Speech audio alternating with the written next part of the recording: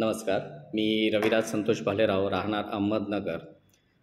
1992 साली मी 10वी पासआउट झाल्यानंतर घरच्यांना बरीचशी समस्या होती की 10वी नंतर ॲडमिशन कुठं घ्यायचं.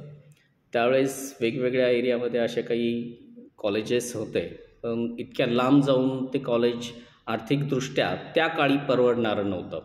आईवडील शिक्षक होते, बरंचसं काही हातभार त्यांच्याकडून मला लाभू शकत होता, पण तरीसुद्धा त्या काळी शिक्षकांचा पगार म्हणजे खूप कमी असायचा.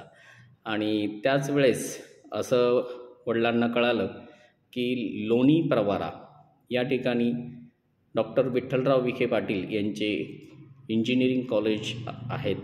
तर त्या ठिकाणी माझं पॉलिटेक्निक कॉलेजेससाठी लोणी प्रवाराला ॲडमिशन्स घेतलं होतं 1993 साली.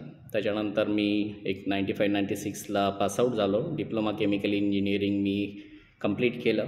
त्या ठिकाणी त्यावेळेस आमचे प्राचार्य गरड सर, राठी सर, असे कवडे सर, निंबाळकर सर, असे बरेचसे प्राचार्य होते. त्यांनी आम्हाला एक मोलाचं मार्गदर्शन केलं.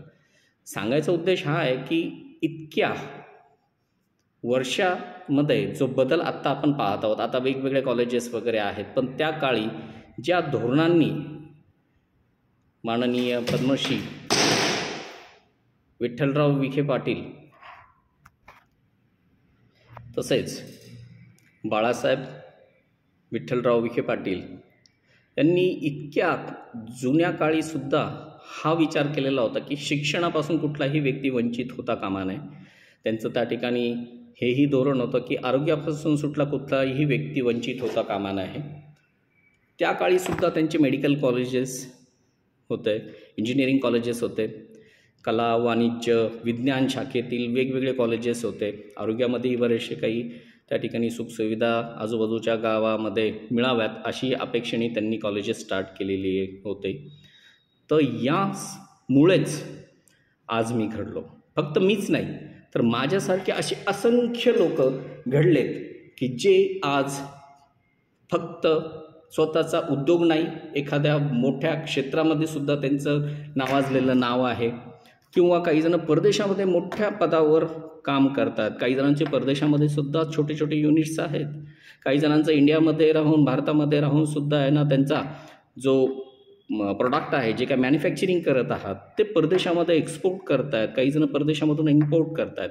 माझंही असंच प्रकारचं एक छोटंसं युनिट ह्या केमिकल इंजिनिअरिंग हा जो माझा प्रवास होता, तर त्याच्या ट्रॅकनुसार माझं शार्प इंजिनिअरिंग वर्क्स ह्या नावाचं एक युनिट स्टार्ट झालं, जेणेकरून मी वेगवेगळ्या इंडस्ट्रियल मशिनरीज वगैरे ज्या आहेत लागणाऱ्या त्या मॅन्युफॅक्चरिंग आणि सप्लाय वगैरे करून देतो. आणि मार्गदर्शन क्षेत्रामध्ये मी गेल्या कित्येक वर्षापासून आहेत.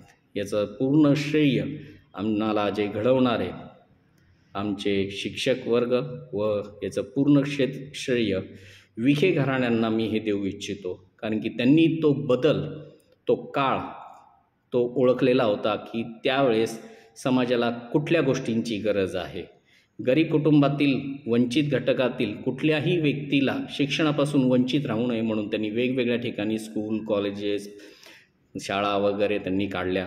याचं पूर्ण श्रेय मी विखे घराण्यांना देतो. आणि इथून पुढच्या सर्व वाटचालींसाठी मी त्यांना आमच्या सर्व कुटुंबियातर्फे मी खूप खूप शुभेच्छा देतो. धन्यवाद.